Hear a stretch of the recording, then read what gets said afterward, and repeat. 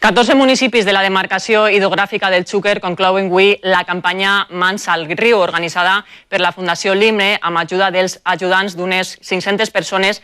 Han retirat residus sòlids de barrancs i zones fluvial i al mateix temps han llançat un missatge, Vicent. Sí, un missatge de conscienciació per a preservar el medi ambient. Nosaltres hem estat al Coll i també al Alboraya. Bueno, ara s'anem a dividir en dos grups. Uns van anar per la marxa dreta del riu i els altres per la marxa esquerra. Repartits els grups, després toca replegar les bosses per al fem i els guanys. Esta campanya de conscienciació ciutadana és molt important per a tots, per als majors, però també per als menuts, ja que els xiquets apliquen en origen allò que estudien a l'escola. La classe de coneixement sempre ens diuen que reciclem i que ajudem a netejar el medi ambient per a que no estem gamint. Perquè m'agrada el medi ambient y voy a netejar. Viendo esto pues me da mucha pena, porque esto a saber cómo ha podido llegar ahí.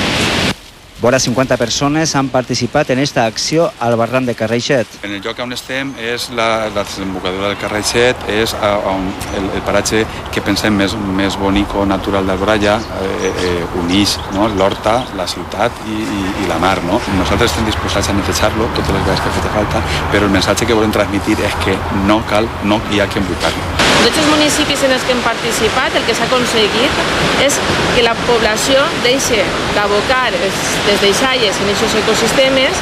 14 poblacions participen avui en esta jornada final de replegada de residus. L'any passat ja en retiraren 4 tones.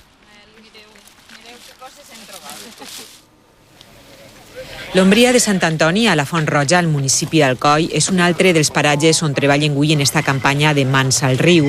Així, una trentena de voluntaris neteja el barranc. Han instal·lat una tirolina que serveix per a pujar els pneumàtics abandonats i tots els residus que troben. Hem tret des d'un xassis d'una moto fins al més típic, que poden ser envasos de plàstic o botelles de vidre, moltíssims pneumàtics, perquè això a més abans era un abocador il·legal, i un poc de tot.